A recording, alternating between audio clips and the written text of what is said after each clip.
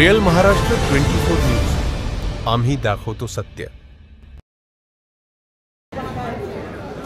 आमचा मुद्दा असा आहे की नगर परिषद कार्यालयामध्ये भावी नगराध्यक्ष नगरसेवक हे फॉर्म भरण्यासाठी येतात, त्यांचे समर्थक येतात, परंतु या ठिकाणी निवडणूक निर्णय अधिकारी आणि मुख्याधिकारी यांनी या लोकांचे पिण्याच्या पाणी सोय करायला पाहिजे। मात्र या ठिकाणचे असं फिल्टर आहे ते कित्येक दिवसापासून बंद आहे। नियमानं जर पाहिलं तर मुख्याधिकारी आणि निवडणूक निर्णय अधिकारी यांनी या लोकांची पाण्याची व्यवस्था करायला पाहिजे, ते करत नाही। त्याचा निषेध म्हणून आम्ही या ठिकाणचे लोक येणार आहेत आणि जे भावी आहेत या ठिकाणी तुम्हाला एक जाणीव व्हावं की जेव्हा निवडून येतं ना या ठिकाणी तेव्हा बीड शहराच्या लोकांना तुम्ही पाणी पाजता, कारण की ह्या नगर परिषद कार्यालयाची जबाबदारी अशी आहे संपूर्ण बीड शहराला पाणी पाजण्याची जबाबदारी त्यांची आहे।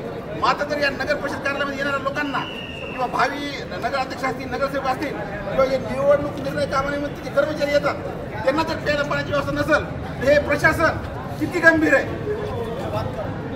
हा मुख्य मुद्दा जो आहे बीड शहराचा पाण्याचा हा अधोरेखित करण्यासाठी आम्ही या ठिकाणी तुम्हाला वाटप केलंच आहे। आता यातले बॉक्स घेऊन मुख्याधिकारी यांना बी देणार आहेत आणि जे निवडणूक निर्णय अधिकारी जे आहेत त्यांनाही आम्ही देणार आहे बाबा तुम्ही काय व्यवस्था केली आणि तुम्ही जे आहेत चळवळीतले माणसं आहेत प्रस्थापित नाही आहेत, आहे का याच्यापैकी प्रस्थापित नाही आहे आणि ज्याप्रमाणे आपण म्हणतो आत्ता जे जमा झालेले आहेत ते काय पावसाळ्यामध्ये भूचित्र जे म्हणतो आपण त्याला तसे सामाजिक कार्यकर्ते चळवळीतले नाही आहेत। निवडणुका आल्या ते लगेच झाले।